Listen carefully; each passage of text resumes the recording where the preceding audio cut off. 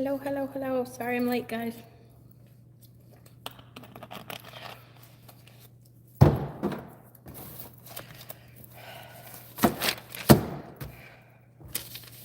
Hello, hello, hello.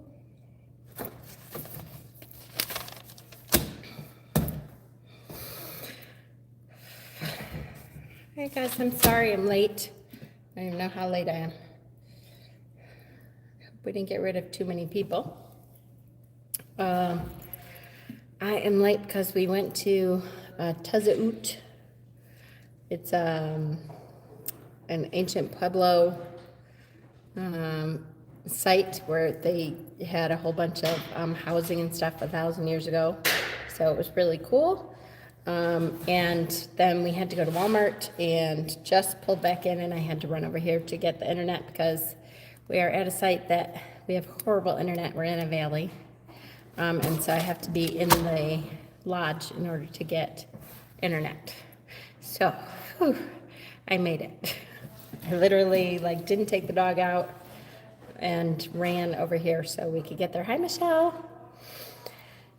So hopefully people see we're on and will join us. I don't even know how late we are because I can't, it's like 10 minutes, right? Something like that. Oh, good. There's 4 people. 10 minutes. I was about 10 minutes late. That's not terrible. It's not great either. I'm sorry. I apologize, but it's not terrible either. Hi, Nadine. Because we have a lot to talk about, so I hope that we have what a ride this chapter was, right? It was a very good chapter. It was one of those chapters that you get to the end though and you don't want to quit because it's like right as stuff is starting to happen towards the end is, here we are. So yay. Hi, Cam. How are you feeling, Cam?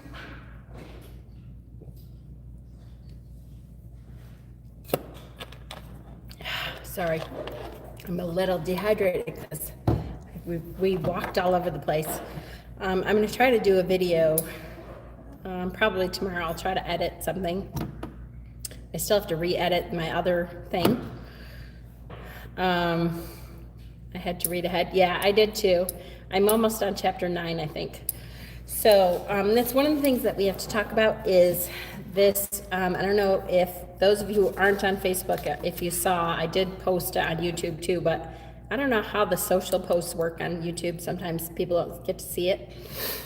I did post it there, but I realized that this book, which I adore, but is really, there's like 64 chapters total. So if we went chapter by chapter and I only missed a few weeks here and there, we wouldn't be done until like June of next year. So I think we're going to say that we're gonna have to read a couple chapters, sometimes 2, sometimes 3. I'll try to look ahead from now on, and we'll kind of talk about this is how many pages, depends on how long they are. Because I didn't, my brain is not a math brain. So I did not really plan for doing this for a year and a half.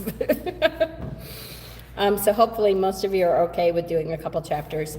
I know it's nice to have it, only a chapter a week because then you don't have to worry about it too much, but yeah, that would it would bring us till June of next year.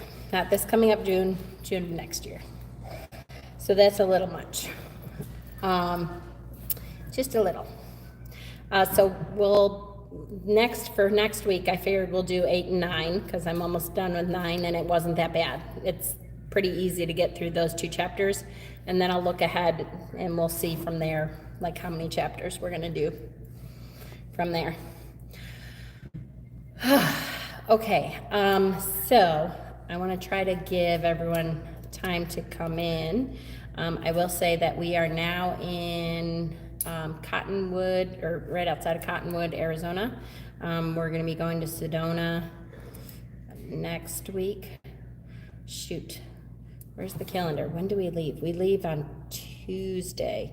Shoot. See, we might I might need a couple extra days. Or we might skip a week. I hate to say that because it's getting super good. But let me see, and I'll announce it both here on YouTube, and I will announce it in Facebook, because it's really hard when we aren't sure where we're going to be to know how the internet is going to be and stuff. So I will let you know. But it's just a terrible time to do that because it's getting really good now. But I'll let you know for sure. We're going to be heading to, said you should be to you by the 10th. Yay! Yay, yay, yay. I'm excited. Hi, Raven. So yes, so we are going to Sedona next week. We are going to set up at a flea market Friday and Saturday this week. I'm hoping that we make some money for the journey. Sedona next week. Then we are hitting the Grand Canyon for a couple days and then driving over to Vegas. And so the next place that we're gonna be is Vegas. I'm about to post our calendar because we have, I think, the next 3 places we're gonna be. We have until like the end of April, our calendar of where we're gonna be. So I'll try to post that soon too. Because then from there we're going to California. Exciting. All right, so let's get into it. We have 6 people on at least. Chapter 7, this was a really good chapter. A lot of stuff was going on. You'll see if you were on Facebook, the pictures that I put up were of like snowy castles and stuff, because literally they're in the middle of Cornwall and it's Samhain and winter and is hitting and stuff, and they end up with this huge cold storm and stuff. So a lot happens. So let's talk about it. So Gorlois returns. That's the beginning of the chapter. Is Gorlois returns back to Tintagel and comes in, and Igraine is trying to treat him well. You know, she doesn't want to fight with him. She's trying to just be good and treat him well and get done what has to get done so that he can be on his merry way or whatever. So she's kind of, you know, trying to treat him decently. He sees Morgaine. Now, mind you, he has not seen Morgaine, really. He spent, 4 days when they got back from Londinium, and it's been months. It's been like 9 months or so, is the impression that I get. And he has not seen Morgaine. So Morgaine has gotten quite a bit bigger. She's talking a lot more than she was when he left. And what does he think of Morgaine? So the first question is, he sees Morgaine, what does he think of her? The answer is, I know it's terrible. I wish we could like have more of a conversation, but please feel free to put in, she looks like the Fae. That's right. He's not real happy because she looks like a fairy child. And he's kind of a big jerk about it. And Igraine really tries hard to be nice about it, but where did she get that dark complexion? That's right. So Gorlois sighs, pushing away his plate. She grows good looking, but she is like a fairy child, one of the folk of the Hollow Hills. Where came she by such blood? There is none of it among my people. Like, he doesn't remember where she came from. I mean, duh. He's kind of, he drives me nuts more and more. He's more of a jerk. Hi, Amanda. How are you? And she says, but my mother was of the old blood, and Vivian too. I think her father must have been one of the fairy folk. And he shivers and says, and you don't even know who fathered her. One thing that the Romans did well was to make an end of those folk. He's so, this condescending, egotistic notion that their way is the only way. He's so sanctimonious about the whole thing that I just, at this point, like, I hate him. I don't know about you guys, what you thought. I try, yes, right? I wanted to hit him for that. I'm so glad somebody else said that. I try to be, you know, as tolerant as I can of Gorlois, because he, you know, sometimes the perspective that you have is where you grew up. So it's kind of ingrained in you, but hatred is not ingrained. Sorry, that, I wish that Uther would put him down. Yes, yes, yes, yes. So he says, I fear no armed man that I can slay, but I fear those underground folk of the hollow hills, with their enchanted circles and their food that can lead you to wander 100 years in enchantment, and their elf boots which come out of the dark and strike a man down, unshriven, to send him to the hells. The devil made them for the death of Christians, and it is the work of God to kill them, I think. So he literally says, it must be God's work to kill these people. Really? You sanctimonious jerk. Who the heck do you think you are? Ooh, that was just such an awful paragraph. That whole paragraph was like, really? You are a jackass.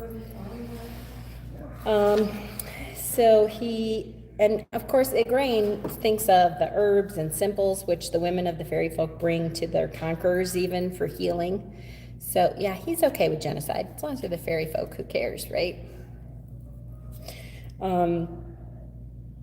So even the fairy folk bring the herbal medicines and stuff even to the people that they have conquered. They bring it to heal. The poison arrows that could bring down game, which could be taken down no other way. So in other words, the huge game that they couldn't really take down in those days any other way. They shared poison arrows so that they could actually get big game. Of her own mother, born of the fairy people, and of Vivian's unknown father. And Gorlois, like the Romans, would make an end of these simple people in the name of his God. Really? So she's still very patient. She is more patient than I, for sure. Her response is, well, that must be as God wills, I suppose. I don't know about you, but I would not be able to just do that. I have too big a mouth, I guess. I would not be able to just let it go. Like, oh, I guess that's the way God wants it. Yeah, I don't think so. I'd be like, you fucking jerk. Okay, so then his suggestion is Morgane perhaps should be brought up in a covenant of holy women, so that the great evil she has inherited from your old blood will never taint her. In other words, a nunnery. When she's old enough, we'll see to it. A holy man told me once that women bear the blood of their mothers, and so it has been since the days of Eve. So here we go again with the sin passing through the women of the Eve line, right? Because of Eve, all women are evil, and the evilness passes through the women. By the way, happy International Women's Day. Nice day to, start out with that. Who are filled with sin cannot be overcome by a woman child, but that a son will bear his father's blood, even as Christ was made in the image of God his Father. So if we have a son, Igraine, we need not fear that he will show the blood of the old evil folk of the hills. Now, at this point, again, I would not have made it that far. Igraine has way more control than I do. I would never have made it that far. Bless you. I would never have made it that far. I would have smacked him before that, because give me a break. That's pretty bad. But she doesn't. She does very well. A surge of anger rippled through Igraine, but she had pledged herself not to anger him. That too must be as your God wills. And you can tell, at this point, she's true. Must be, I would so be talking through my teeth, for she knew, if he had forgotten, that he would never touch her again as a man touches a woman. So, in other words, at least she knows she doesn't have to sleep with him. None of that.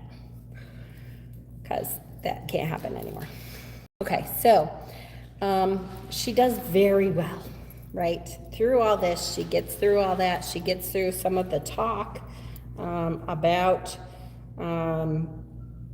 Leodograns and the Saxons, and he says, my son would be so lucky to bear the blood of the Fae, right? No kidding. How awesome would that be? I would counter him with his God. Heck yeah. She gets through some of the talk about, hi Fatima, about what has been going on, and eventually she starts to hate Gorlois again. So what exactly is it that he does that causes Igraine to snap finally and say, okay, that's it, I hate you.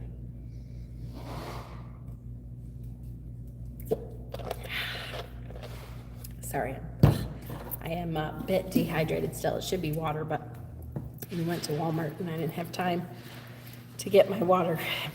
So what it is, unfortunately, is that they go to bed that night and Gorlois tries again and is unable and beats her. Beats her for him being unable. And at the last, he had beaten her again, cursing, "You have put an enchantment on my manhood, you damned witch." So of course it must be her. It's her fault that you can't perform. When he lay into an exhausted sleep, Igraine bruised her face, throbbing, lay awake, weeping quietly at his side, trying not to disturb him so he'll stay asleep. You can see the battered woman thing is, this is a tough chapter because as someone who worked with battered women, you want to do something about it, right?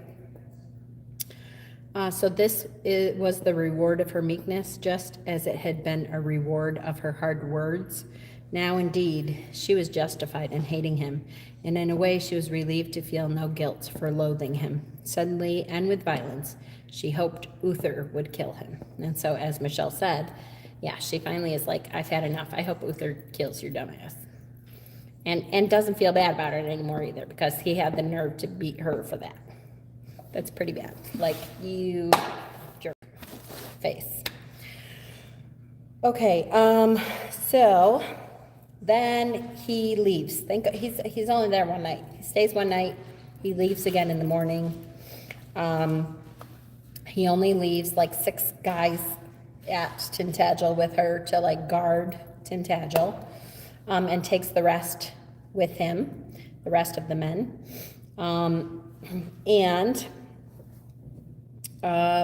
Who finally, Igraine gets news of the world. So she gets news of several different things. She gets news of the world, and it's kind of an unusual source that she gets news from. They have a visitor to the castle, and who is that? Who is their castle visitor? Who, I can just picture this. I don't know about you guys, but I have like visions of this is how this person looks, and this is how this person looks. And this was a peddler woman, and to me, I can just so see this peddler woman. And it's kind of my Aunt Nancy. If you guys know my Aunt Nancy, yes, the peddler woman in rags. Yes, it was past Samhain when a peddler woman came into the castle, wrapped in rags and torn shawls, weary and footsore. And she learns several things. She learns, one, that Vivian is alive. That's a huge thing because, the last time when she saw her in the sighting, in the vision, she thought for sure that Vivian was going to be dead. She was in labor and not doing very well, and she thought, oh, that's it. She's going to die in labor. So she finds out that Vivian lives. She also finds out that there's soldiers everywhere. Everywhere. She finds out that the Saxons are to the north. Uther is in the center, trying to fight off, and Gorlois is in the south, trying to fight Uther. So Uther is kind of surrounded. He's got Saxons up to his north. He's got Gorlois and all his men to the south. And so she's kind of worried at this point. She knows that he's kind of almost surrounded. She also gets a message from Vivian. I didn't highlight this, but I love the woman is such a squirrel. Yeah, she has a son named Galahad, exactly. The woman is such a squirrel that she goes all the way around the message. She says something like, your sister gave me a message for you. And so, of course, Igraine is like, oh, really? And then she goes blah, blah, blah, blah, all the way around it. And then oh, yeah, the message. Oh, I can't remember. What was the message? I don't know. Something, I don't know. And then starts thinking about something else. She finally gets back to the message. And she says, now I mind the message. She said, tell my sister Igraine that she should remember her dreams and not lose hope. and she delivered a fine son. He was well beyond all hopes, named Galahad. He is, remember her dreams, yes, and not lose hope. That's, you know, that's something that in our spiritual battles and everything today, that's something we can really think about. Remember our dreams, not lose hope. Don't lose hope. Just keep stepping, keep moving forward. Don't lose hope. Remember your dreams, don't lose hope. Remember your dreams, don't lose hope. She delivered a fine son. He was well beyond all hope, named Galahad. He is a king's son, and it is fitting that one king's son should serve another. Vivian born a son to King Ban of Les Britain after the rite of great marriage. So the rite of great marriage is belting. And so after the great rite with Ban, who is a pagan king, she has a son to Ban named Galahad. Galahad. Which is great. And Igraine is so happy because her sister's alive. Yay. Really excited about that because she totally thought she was gone.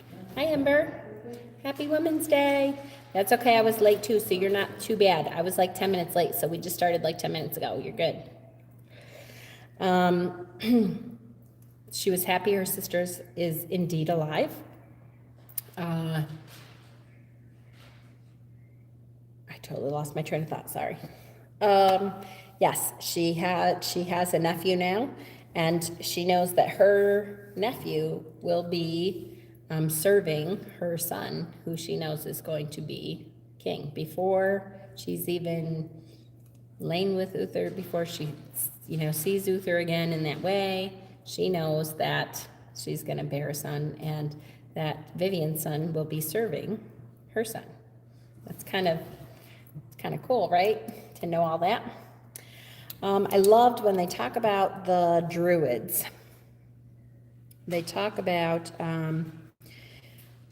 Igraine hears all this, and she has kind of a vision almost, not a true sighting, but she kind of sees in her mind's eye their sons being together, born and being together. She could see the flickering of the fire, a dark, slender lad with Vivian's eyes, so obviously Galahad, a stripling with shining hair like a Northman's, that's her son. And then, flashing in the firelight, she saw the holy regalia of the Druids, kept now at Avalon, since the Romans burned the sacred grove. So the Romans did burn the sacred grove, so the Druids retreated to the Isle of Avalon, because the Romans were Christianizing all of Cornwall, and so they retreated back to Avalon. And she talks about the Holy Regalia, and I wasn't sure if you all know what the Holy Regalia was, so I figured I'd stop and discuss the Holy Regalia a little bit before the bride is even laid, planning the boy's fostering. Yes, the dish, cup, sword, and spear. That's right, spear or wand. Now, this corresponds with the tarot a lot. It's funny that it represents the elements. The only thing is, to me, and there's a lot of people that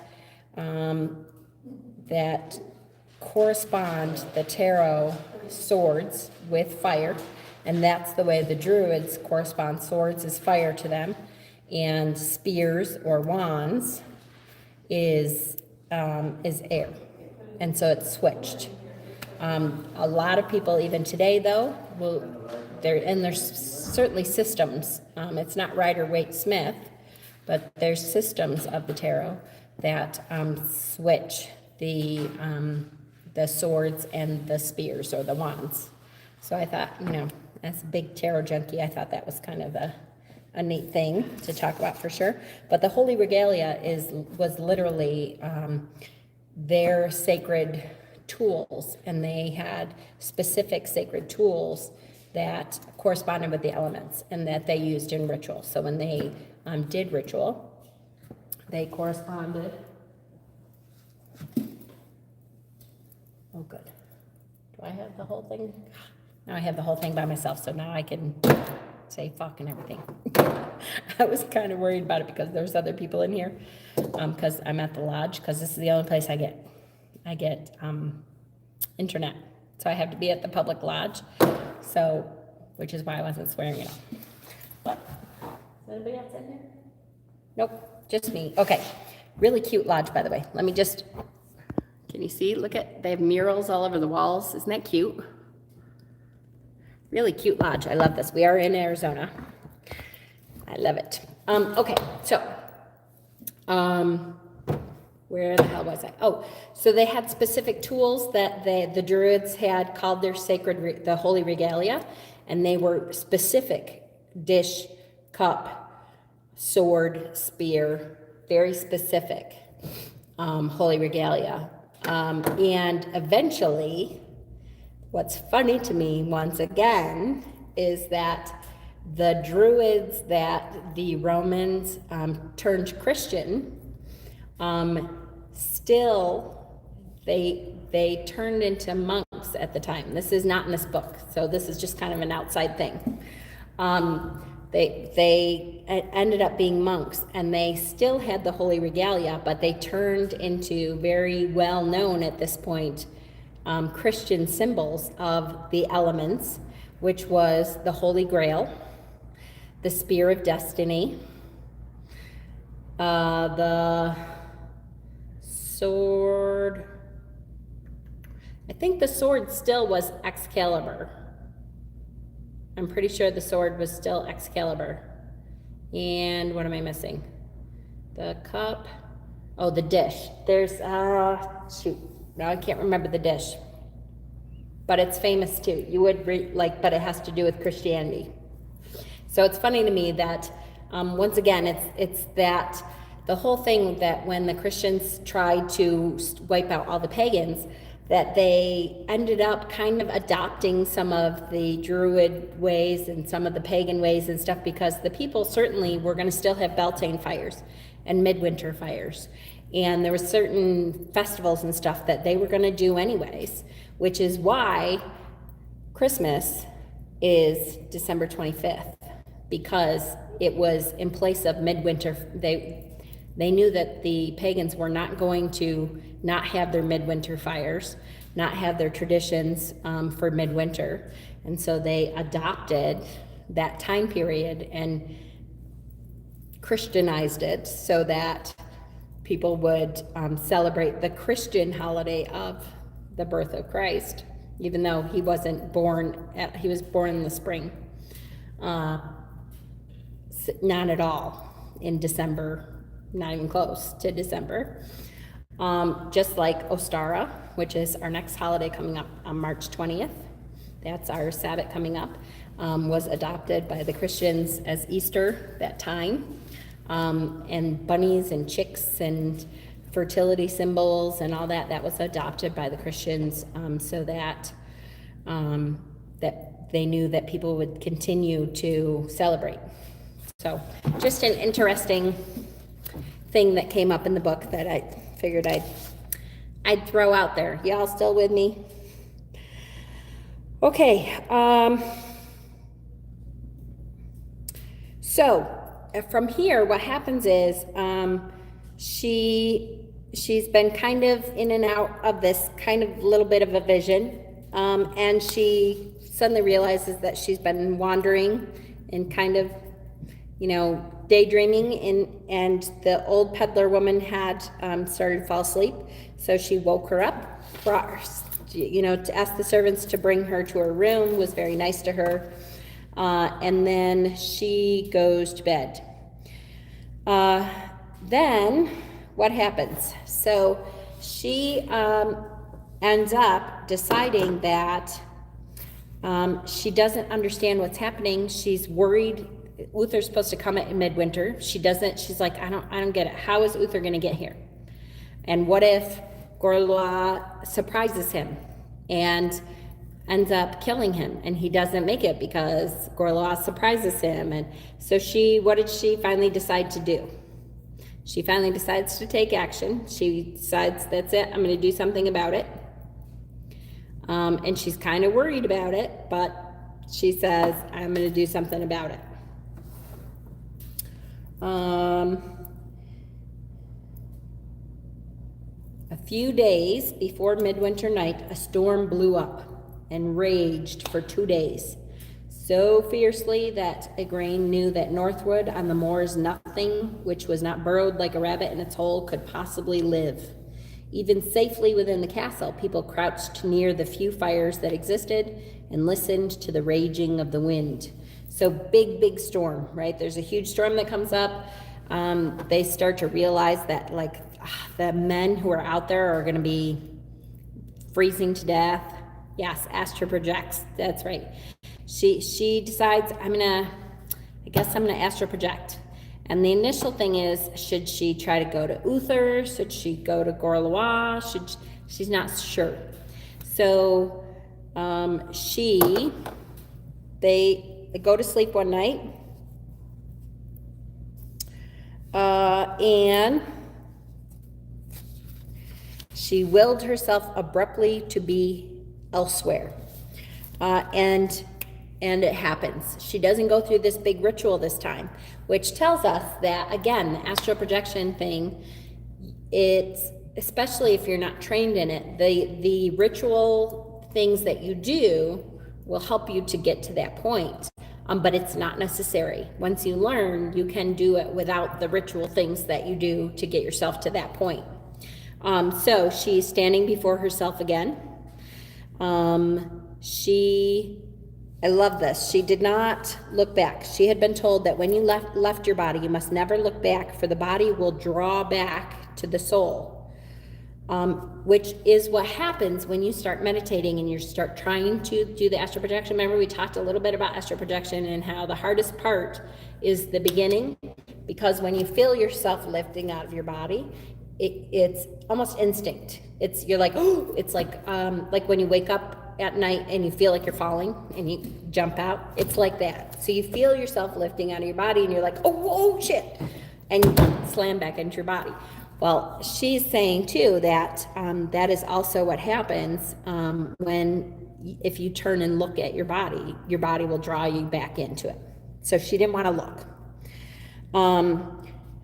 Now that she was outside of her body, she felt frightened. She thought, oh shit, which is, again, this is something I would do is, oh shit, I should have put a lot more wood on the fire because it's going to go out. While I'm gone, there isn't a whole lot left. It's going to go out and it's going to be freezing in here. But I might not have the courage to do this again. All right, I'm just going to move forward. So she decides, she knows ahead of time, just after she leaves her body, she's like, I don't have enough for the fire to go very, very far. I should have tended to the fire, but she didn't. So she knows that ahead of time. And she thinks, all right, I just can't. I might not have the courage to do this again anyway. So she keeps going. Even as the thought forms her mind, she thought of Morgaine, the living bond between herself and Gorlois. Even though he now rejected it, spoke scathingly of the child, still the bond was there, and she could find Gorlois if she seeks him, because she's had a child with him. Even as the thought formed, she was elsewhere. So she appears before Gorlois. She sees Gorlois. The flare of a small lamp, by its fitful light, she saw her husband, surrounded by a cluster of heads, men huddled together in one of the small stone huts on the moor. Gorlois was saying, I have fought beside Uther for many years, under Ambrosius, and if I know him at all, he will count on courage and surprise. His people do not know our Cornish weather, and it will not occur to them that if the sun sets in a raging storm, it will clear soon after midnight. So they will not move until the sun rises, but he will be out and about the moment the sun is over the horizon, hoping to fall on us while it's still early. So, in other words, Gorlois is saying, okay, he doesn't understand the Cornish weather. He doesn't understand how Cornish weather works, and there's a big storm here, but if the storm is continuing, once the sun sets, it clears. And that's how it happens in Cornwall. So he's going to take advantage of the fact that Uther doesn't know that. And as soon as it clears at night, when the moon comes out, they're going to go attack first. And so Igraine hears that. And now she's terrified because Uther doesn't know that. He doesn't know what happens with the Cornish weather. So she decides, okay, now I have to go see Uther. So she's already out. She's freezing cold. She's already out. She doesn't know how long she's been out because astral projection time is way different. You don't know. Sometimes it's minutes, sometimes it's hours. He says, once Uther's army is cut to pieces, if he himself is not killed, he will at least turn tail and get out of Cornwall, never to return. By the dim lamp, Igraine saw Gorlois bare his teeth like an animal. And if he is killed, his armies will scatter like a beehive when someone kills their queen. And what's funny is Gorlois senses that she's there. Igraine felt herself shrink back, even bodiless, a wraith. It seemed that Gorlois must see her hovering there. And indeed, he raises his head, frowns, brushing at his cheek. You know, like when you feel like somebody's watching you, he's like, what the heck? There's like a draft in here. Why did it suddenly get all cold? Because Igraine is standing there looking in on you, right? I love if you have not read this chapter, oh, and I forgot. Sorry. Hopefully, if you're here, it's because you read the book. Lots of spoilers. Stop listening to it. If you don't get that by now, I don't know what to tell you. Sorry. I forgot to do my normal thing. But yes, so he does sense that she's there. So now she has to go to Uther. She has to warn Uther. So she does. Her bond with Uther is stronger because she's been with him through lifetimes. She knew, she looked not on her own invisible self, but some other.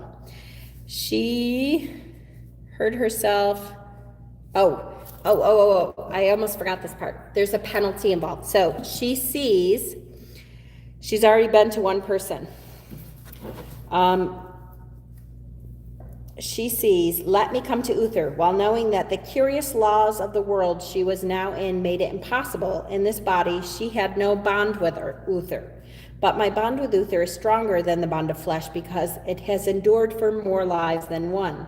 Igraine felt herself arguing with something impalpable, as if appealing to a higher judge than whatever it was that made the laws for this life.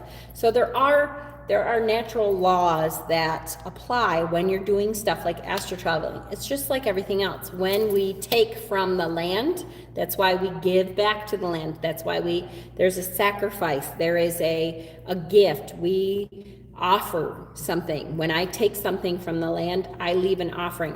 I have crystal chips, honey, milk, something to give back to the land. Because if I'm taking from the land, the natural order of things, the laws of nature say there's a give and take there. There is laws that have to be had. She had to argue with the goddess to see him exactly. So she's kind of going against the laws of nature. The darkness seemed to press on her now. She felt that she could not breathe, that somewhere below her, the body she had abandoned was chilled, ice over, breath failing. So she was dying in her real body. Her real body was dying. Something in her cried out, return, return. Uther is a grown man. He does not need you to care for him. And she answered herself, struggling, fighting to stay out where she was. He is only a man. He is not proof against treachery. So now in the pressing darkness, there was a deeper darkness, and Igraine knew she looked not on her own invisible self, but on some other, chilling, trembling, racked. She did not hear with her bodily ears, but felt in every nerve of her whole being the command, go back. You must go back. You have no right to be here. The laws are made and fixed. You cannot remain here without penalty. And she hears herself say to the strange darkness, if I must, I will pay the penalty that is exacted. Why do you seek to go where it is forbidden to go? In other words, you cannot go and astral travel to this person that you have no bond with. I must warn him, she says frantically. And then suddenly, like a moth spreading its wings over the cocoon, something in Igraine was greater than herself, opened, and spread its wings in the darkness around her. Was gone, and the fearsome shape warning her was no more than a veiled shape, a woman like herself, a priestess. So she had to prove to the darkness first, and then a priestess, certainly not a goddess, nor the old death crone. Igraine said steadily, "We are bound and sworn, life to life and beyond. You have no right to forbid me." Suddenly, Igraine saw that about her arms were twining the golden serpents, which she had worn in her strange dream in the Ring of Stones, just like Uther has, the golden serpents. She raised her arms and cried out a word in a strange language. She could never afterwards remember more than half a syllable, only that it began with a great ah, and that it was a word of power. Nor did she know how the word had come to her in this extremity, to her who was not even a priestess in this life. The forbidding shape before her was gone, and Igraine saw light like the rising sun. So that was the, okay, you're allowed to go. She had to prove herself. She had to say, this is why, and she had to sacrifice something. And the sacrifice something was almost her life. When she gets back, and we'll talk about that in a second, but she's very sick. So there was definitely a penalty to be paid. So she goes down, she sees a hut. She could make out a few faces in the shadows. Exhausted and icy cold, they crouched around the teeny lantern as if flickering fire could somehow warm them. Uther was among them, gaunt and exhausted. Gaunt is like a drawn, thin, very thin, hollowed out cheeks. His hands bleeding with chilblains, his woolen plaid drawn up closely over his head and around his chin. This was not the proud, kingly priest lover she had seen in her first vision, not even the clumsy, boorish young man who had come into church. Igraine, aching with pity, longing to take him in her arms and warm him, felt as if she had cried out, "Uther." She knew he heard, for she saw him raise his head, look all about the cold shelter, shivering, as if some colder wind stirred there. So again, he hears her and is like, what the hell's going on, right? These poor guys, they have no idea what the hell's going on. Igraine is visiting people and they're like, what the fuck is that? I can't even, it's happened to all of us though. I'm sure, have you ever been visited and you think, I know something is here watching me? And sometimes it's good and sometimes it's not so good. My grandmother comes to me all the time, but it's always like, what the hell? Graham, is that you? It's never expected. It's never when I'm like, Graham, I want to come see you. I want to talk to you. Can you come talk to me? It's always like when I'm on the toilet or I'm taking a shower or, it's always something unexpected. It's never when I expect her to come around and you're like, what the fuck was that? There's definitely somebody here. Well, these poor guys, they're experiencing the same thing, for sure. Okay, so she sees him. The serpents twinning around her arms, they were not real. They writhed like living snakes, but she saw them, and somehow Uther saw her and opened his mouth to speak. He wants to talk to her, and she gestured him to silence. In other words, shut the fuck up. I have something to say to you. I'm only here for a minute. Shut up, right? He's like, oh, hi, honey. How you doing? Yeah, and she's like, psst, I only have a minute. Don't speak. So she says, you must arouse, make ready to march, or you are doomed. The message did not form as words, but she put the message into his head. The snow will cease soon after midnight. Gorlois and his soldiers think you are pinned down where you are now, and they will fall upon you and cut you to pieces. You must be ready to meet their attack. So she gets her, I need you to know this. So poof, gives him this message. The words pressed upon him soundless with her last remnant of strength, and even as they formed, she knew that the strength of will which had brought her here across the gulf against the laws of the world was fading. She was not accustomed to this work, and she struggled. So she has no more strength. That's all she had. She's warned him, she has to go back to her body now. She has no more strength. Any questions? You guys okay? You understand everything up until this point? This was super exciting. I kind of love that she got to go and warn her future love. She got to go and, scare the shit out of her asshole husband. I just love this. Any questions? You guys okay so far? Exhausted. So she's now exhausted. She has to go back to her body. She gets back to her body. She is lying on the stone floor before the cold ashes of the fire. The fire has gone out. All over her an icy wind was blowing, as if the storm which had followed her all through her vision was raging here too, inside her own body. No, it was not that. It was the wooden shutters of the room had blown open in the frenzy of the storm.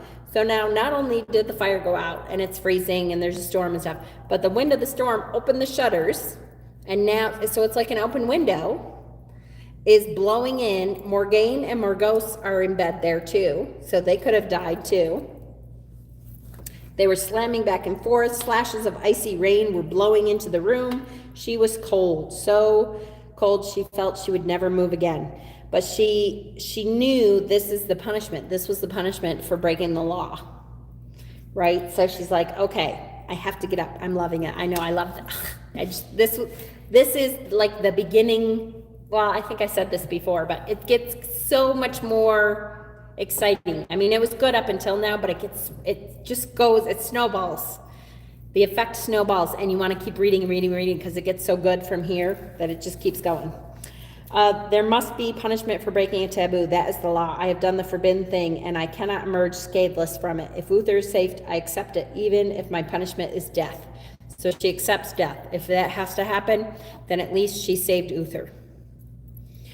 Okay, so then she realizes Morgaine is there, and Morgause, and she's like, okay. And again, this back and forth, I'm not going to read all of it, but this back and forth in her head of, this is so me. Like, I don't know about you guys, but I always put myself into the characters. And this is so me. Laying on the floor, it's really cold. Fuck it, I'll just die. Because I don't want to get up. It is freaking freezing. If I get up off, and pull this cloak away from me, I'm going to die anyway. So I might as well just lay here and die. Forget it. I don't want to get up. But then she's like, oh shit, Morgaine and Morgause are over there, and they'll die if I don't get up. All right, come on, Jen. Get your ass up, step forward, stand up. I know it's cold. Keep going. It's so like, the back and forth in her head is so real. It's so good. All right. I know it's cold. Keep going. No, 1 foot in front of the other. She gets down to the kitchen to get hot coals, and she drinks soup or tea or something, gruel for the morning meal. She drinks that so that she can keep going. She almost can't keep going. She's so sick and weak at this point. It kills me that, like, nobody sees her, and but whatever.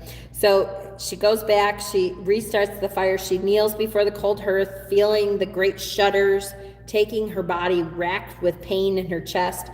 But she's not cold now. Now she's hot. So that means she's really freezing. They say that when you get hypothermia, you start feeling hot, even though you're freezing to death.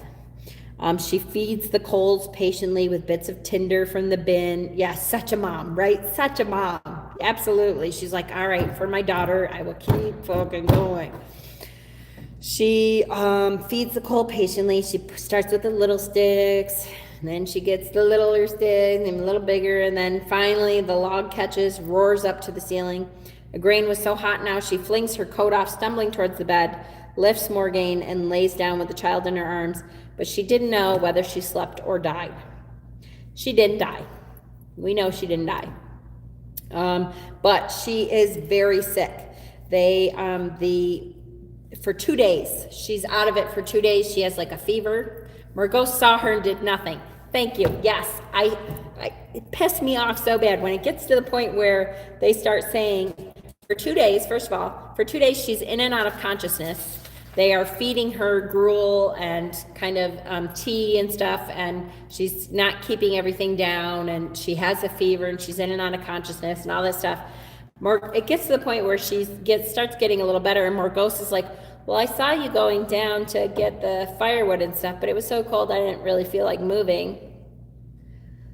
Like, bitch, are you kidding me? You saw that there was no fire and you just didn't, like, oh, well, I guess she doesn't need my help.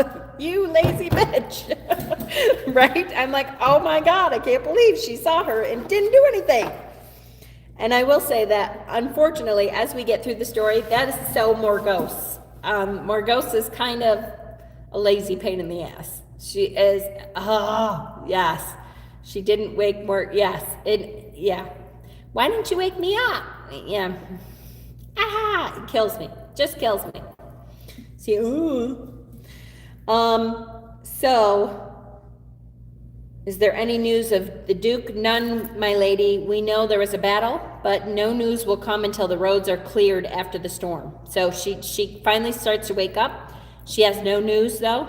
She's not sure what happened. They know there was a great battle, but they don't know who won, what happened, nothing. But you must not talk anymore, my lady. You must have some hot gruel, lay down patiently, Igraine drank the hot broth they brought her and slept. News would come when the time was ripe. Bam, the end. Chapter 8 starts with on Midwinter's Eve. Ah, how could you stop there? So tell me, did anybody stop there for real? If you did, I praise you for having like the willpower that I did not. Because how could you get to the end of that and be like, okay, I guess I'll find out what happened next time. Yeah, I didn't either. It was impossible to stop there. How could you stop there knowing that next, because in big letters, chapter 8 says, on Midwinter's Eve. Come on. If anybody stopped there, I give you high praise, all the praise in the world for being able to stop there. But no, I couldn't either. I kept going. We were not going to talk about it this week, but I kept going too. So again, for those of you who were not here in the very beginning, I just want to say that, I don't know if you saw, but I figured out that doing one chapter a week, we would be doing this book until sometime June of next year, June of 2024. And I didn't calculate that. I'm not great at math anyways, so I didn't calculate that until a couple days ago. I was sitting there like listening and doing my notes and stuff, and I thought, wait a second, one a week? Holy crap, what am I thinking? I can't do one a week. We'll be doing a year and a half of my life every Wednesday night. We're gonna be doing this book for a year and a half? Yeah, so we're not gonna be doing that.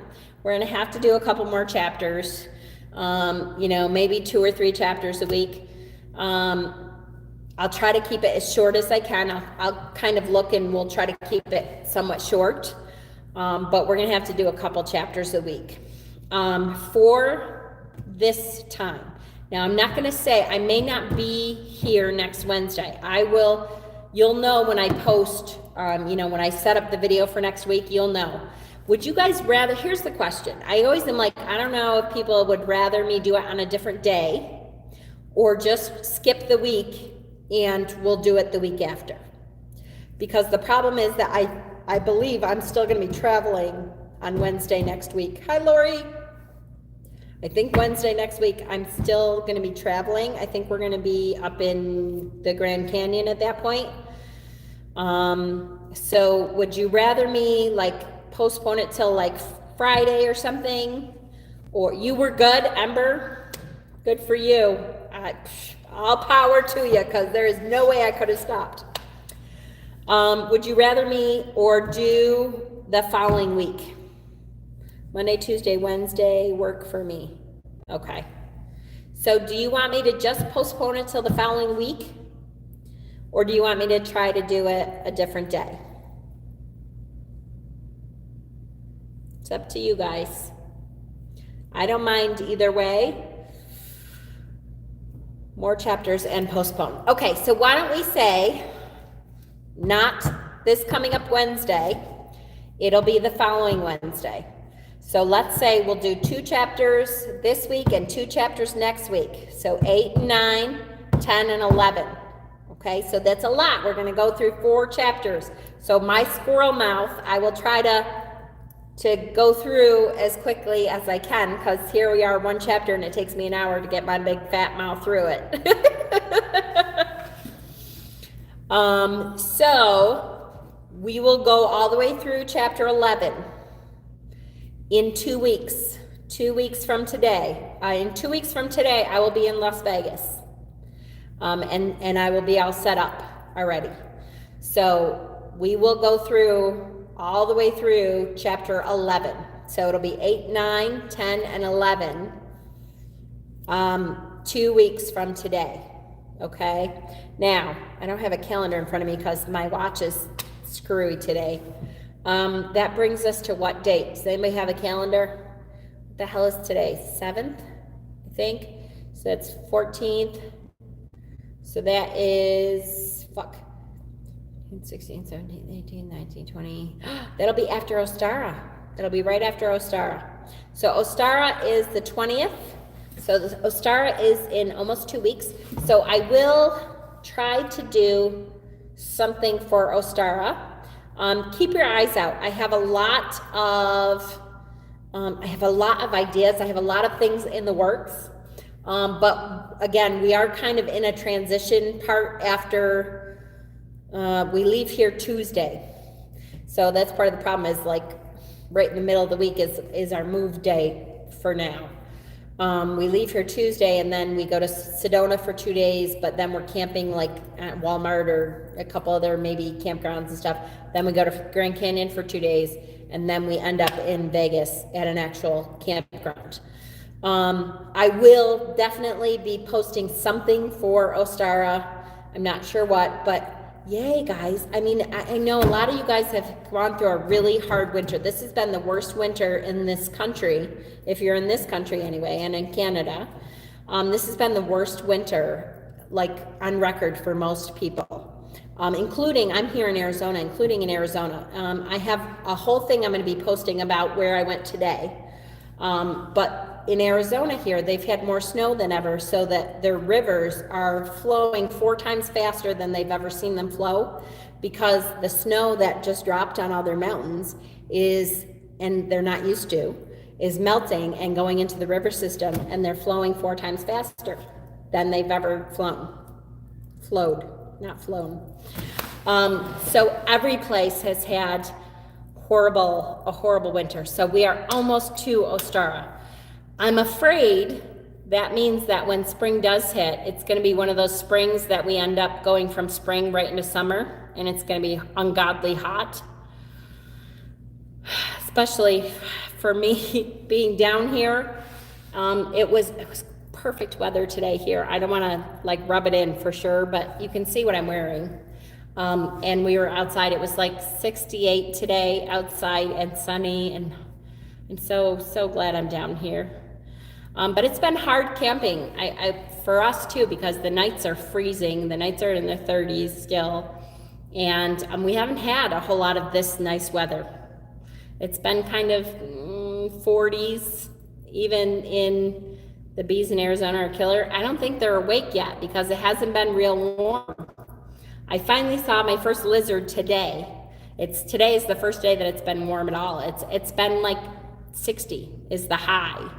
And other than that, it's been 30s at night. So, and not that that's terrible. I'm not saying, I'm grateful to be here because I know a lot of you are going through a ton of snow and really cold temperatures, and Pookie is ready to kill me. Danny Janes, those of you who know my admin, Danny, him and I pick on each other constantly, but he's in North Dakota. So like last night, I was like, oh, it's really cold. I'm freezing. It's like 40 on purpose. And he's like, it's 12 here, bitch. But, okay. So keep an eye out. I have a lot of things that I'm going to be posting. I tried to post something else and the sound was off, so I still have to fix that.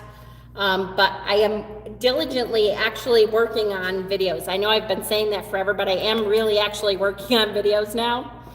And I have a whole bunch. It was 78 in Atlanta. Woo, nice. I have a whole bunch that I will be posting very shortly. The place that we went to today was fantastic and really cool. And so I will be posting some really neat videos. Ostara is coming. Thank goodness. We're almost to Ostara. That means spring is really around the corner. -14 in Winnipeg. Oh, Lori, holy moly. 8 through 11. Chapters 8 through 11 before the 22nd. The 22nd will be our next video. And it will be, it will be a long one. So be prepared, because it will probably be a couple hours to get through that. I will try to, get it somewhat quick, but go see him in the corn cob. I will. All right. I love you guys. I thank you for bearing with me, even though I was a couple minutes late tonight. And Yay! We are getting through the year. By the way, I will say also, astrologically, Saturn for some like 12 years has been under a horrible sign and has just changed. I will post it all over YouTube and Facebook. Just changed to Pisces, which makes it a much better spiritual, easier time for us. Saturn being in Pisces finally, that just changed over. And so a lot of things are going to be going easier.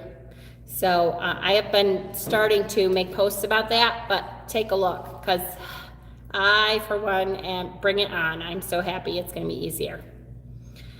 I've had enough. All right, guys, I love you so much. Thank you. Click the like button on the way out. And I will see you in 2 weeks for book club, and keep an eye out. I have a whole bunch going on. Love you guys.